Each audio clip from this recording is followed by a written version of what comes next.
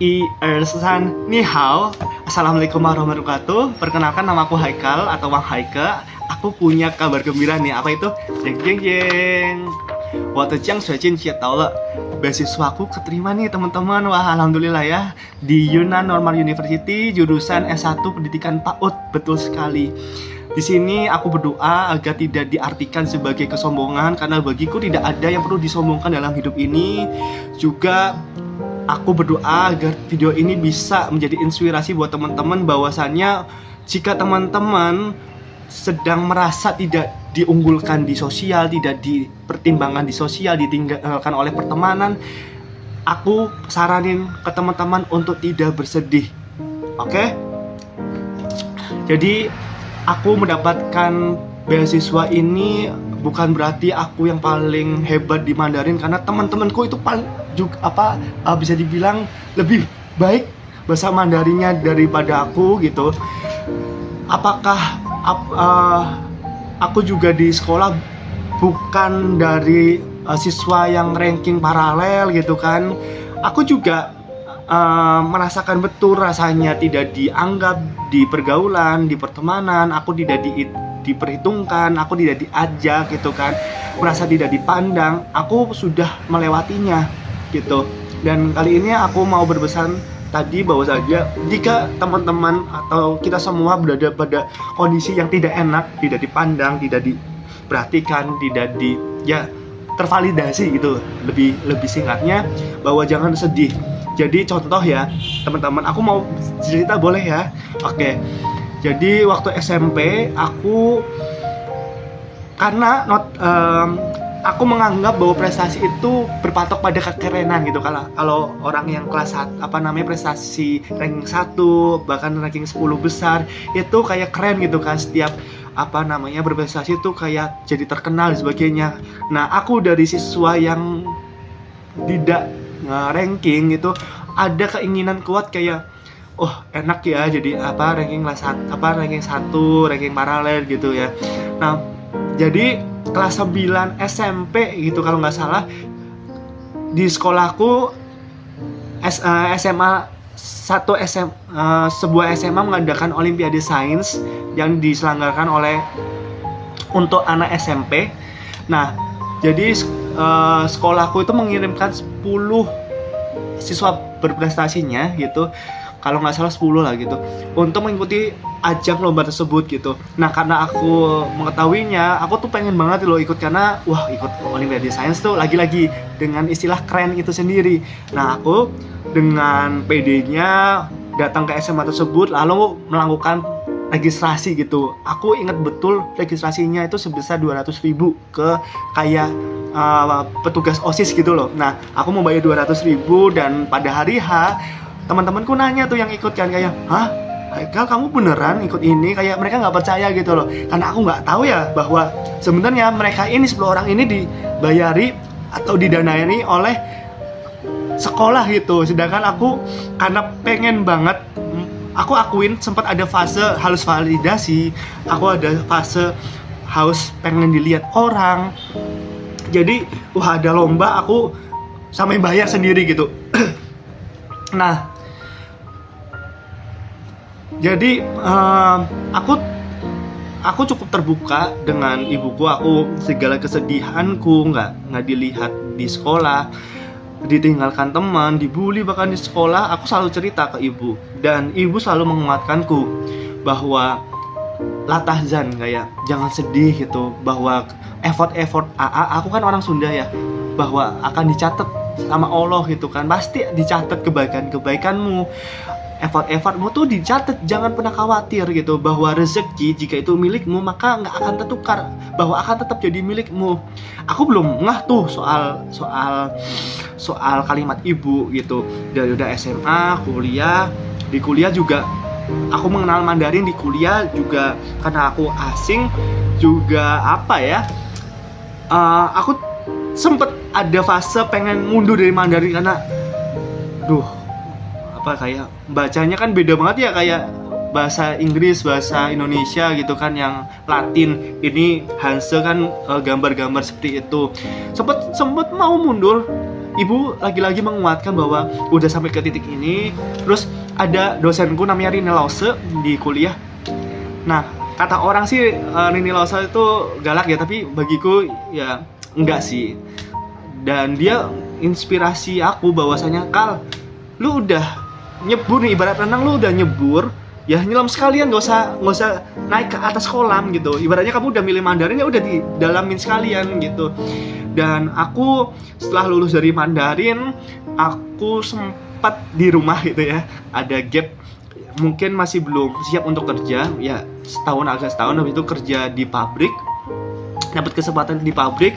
Dan selama 3 bulan ya mungkin aku ngerasain apa yang dirasain Gen Z di dunia kerja. Jadi aku karena itu kontraknya 3 bulan untuk masa manajemen trainee, akhirnya aku memutuskan untuk tidak dilanjutkan gitu kan. Akhirnya resign setelah selesai 3 bulan kontrak, lalu sempat di rumah selama beberapa bulan. Dan alhamdulillah ada informasi beasiswa dari salah satu sekolah di Purwokerto, yaitu Putra Harapan gitu. Kemudian karena Putra Harapan itu cukup aktif melakukan kerjasama dengan Dedika bersama dengan Unsut, sehingga aku mengapply. Akhirnya bukan S1 pendidikan PAUD, hanya saja sertifikasi guru bahasa Mandarin di Huaqiao University.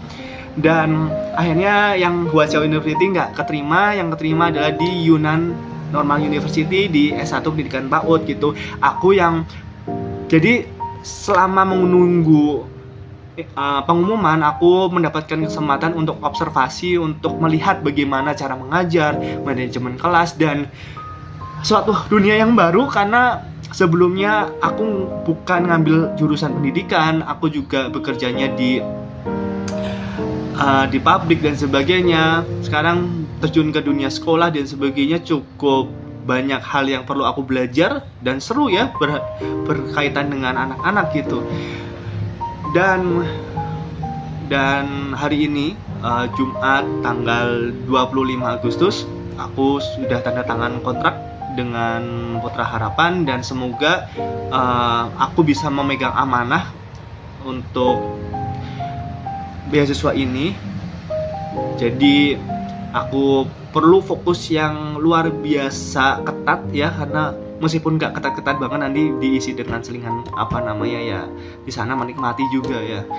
Namun aku bahwa berangkat ke Cina dengan niat, dengan motivasi yang harus lurus, bahwa ya ke sana adalah belajar dan kembali ke Purwokerto, mengajar di Puhua karena sudah ikatan dinas itu sebagaimana kita kan sudah dibayari ya oleh Yunnan University. Kalau kita bayar secara pribadi uang kita, nah itu kan ada hitung-hitungannya. Jadi ya sebagai rasa terima kasihku, aku kembali ke Indonesia mengajar sebagai guru bahasa Mandarin secara profesional. Aku juga dibayar. Jadi wah, ini kesempatan yang luar biasa. Aku di sana bakal ketemu komunitas orang Tiongkok, orang yang berbahasa Mandarin, penutur bahasa Mandarin. Setiap hari aku mau beli apapun pakai bahasa Mandarin, aku kemanapun nanya apapun pakai bahasa Mandarin, ngobrol juga pakai bahasa Mandarin ya.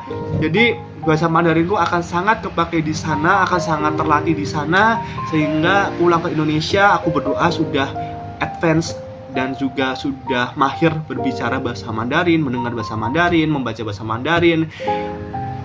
Dan kecepatanku dalam menggunakan bahasa Mandarin dalam berbicara juga cukup lihai, cukup mahir ya itu. Dan yang pertama juga aku disadarkan oleh lauseku di kuliah bahwasanya ketika aku keluar negeri, kuliah di luar negeri, mau dimanapun ya, nggak harus di Cina, bahwa wawasan kita akan beda. Kita budaya belajarnya akan mengikuti budaya sana, kita juga akan cara kita memandang peradaban juga akan berbeda. Bagaimana mindset kita dalam memandang karir dan kehidupan itu akan sangat terlatih gitu. Jadi terakhir, bahwa pesan saya bahwa nggak apa-apa, sedih itu ada dalam hidup, nggak boleh, namun jangan sedih-sedih ya. Apalagi hanya persoalan kita nggak dilihat semesta, kita nggak dianggap, tidak diperhitungkan oleh pergaulan, nggak apa-apa, la tahzan, jangan sedih, terus macu diri, terima rasa sakit gitu loh ya. Kita sisakan, beri ruang 0,01% dalam diri kita untuk menerima, untuk terbiasa menerima rasa sakit gitu. Karena ya siapa sih orang di dunia ini yang nggak pernah terluka, nggak pernah tersakiti, pasti ada. Dan ya itu apa, kita beri ruang bahwa kekecewaan, kesedihan pasti itu ada dalam hidup kita. Ya beri ruang karena untuk tubuh kita untuk cepat beradaptasinya, untuk tidak kalah oleh perasaan kecewa, perasaan ngeluh, perasaan ya penyesalan dan sebagainya. Karena bukan hanya hal-hal enak ya yang buat kita enak, semangat, misalnya diterima cewek terus kita semangat kerja, ya hal-hal kecewaan, hal-hal putus asa itu juga menjadi pemicu kita untuk melesat ke depan gitu. Bahwa yang sudah-sudah, bahwa aku direndahkan di masa lalu, itu masa lalu ya. Bahwa masa lalu tidak akan pernah terulang lagi. Kalaupun masa lalu itu ada di hari ini, kamu atau kita sendiri yang menariknya. Aku percaya itu. Jadi jangan pernah menarik masa lalu, kita kuatkan diri kita di masa kini untuk melesat ke masa depan. Itu aja. Dan juga jangan pernah putus asa, terus bereffort ya, seperti yang aku ceritakan tadi, terus bereffort, terus berbuat baik meskipun semesta belum membalas. Tuhan Allah sudah mencatat semua kebaikanmu, effortmu, dan pasti Allah akan hadirkan hal yang kamu mau dalam bentuk versi yang paling indah, versi yang Allah mau, Tuhan mau itu paling indah dari rencana-rencana manusia. Jadi gitu dulu. Aku Haikal Raditya, sekian. Wassalamualaikum warahmatullahi wabarakatuh. Bye bye.